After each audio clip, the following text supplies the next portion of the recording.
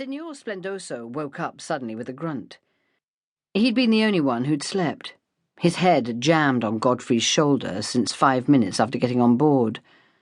Now he jerked upright and looked around. "We're nae moving," he said in his Glasgow accent. He had close-cut grey hair, having removed the black wig he wore on stage. Without the wig and makeup, particularly the mascara-bedecked false eyelashes, he looked his age, which was the wrong side of 50, Catherine thought. "No," said Godfrey, massaging his shoulder. "The train's been halted for the last 20 minutes. God knows what it's waiting for. Probably for an express to go through, and I wish I was on it," Tommy groaned. "This bloody train's stopped at every station so far." Frances stood up. "I got a picnic in that wicker case." She pointed to the luggage rack. "Just a couple of flasks of tea and a few sandwiches if someone can get it down." "Frances, darling, you're a lifesaver. Signor, do you mind?" asked Beau. "For the love of God," the magician said, standing up and reaching for the wicker case. "Will you nae call me Colin, my given name? You know fine well that Splendoso is a stage name." "So, you're not Italian, then?" asked Godfrey. "No, not at all. Colin Brown from Glasgow. I took the name Splendoso long before the war, and it's caused me no end of trouble. I was nearly bloody interned when the eye ties joined in."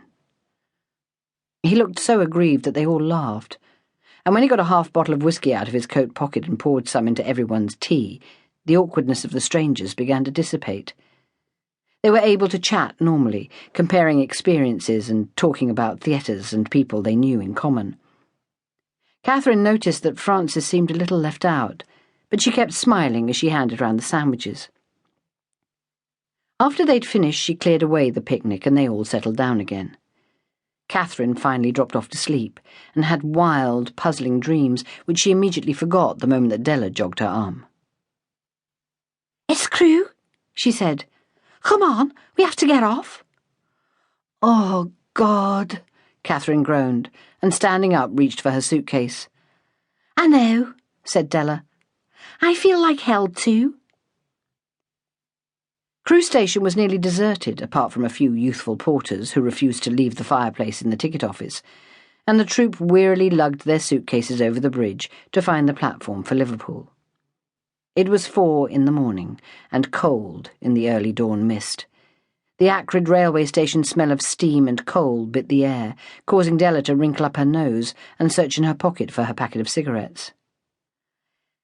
"I'm afraid our train doesn't come in until 7, said Frances, consulting her clipboard. "But," she looked up and down the empty platform, "I see that the waiting room's open and we can go in there." At 6 o'clock the station cafe opened and they gladly went in for tea and toast.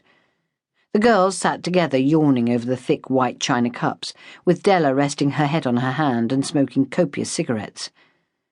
Frances put her feet up on her leather suitcase.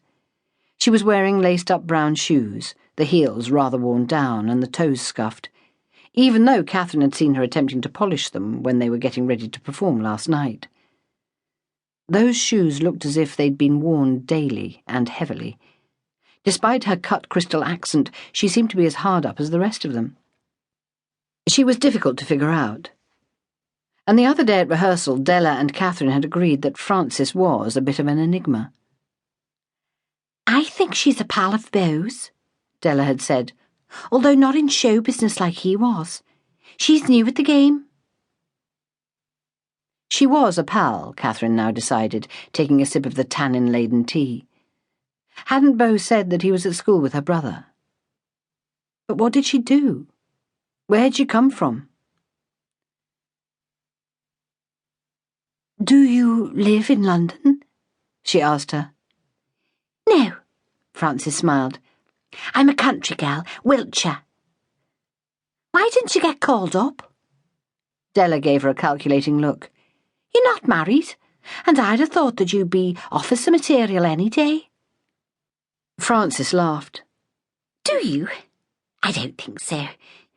No, I was deferred. I'm a farm worker." "A farm worker?"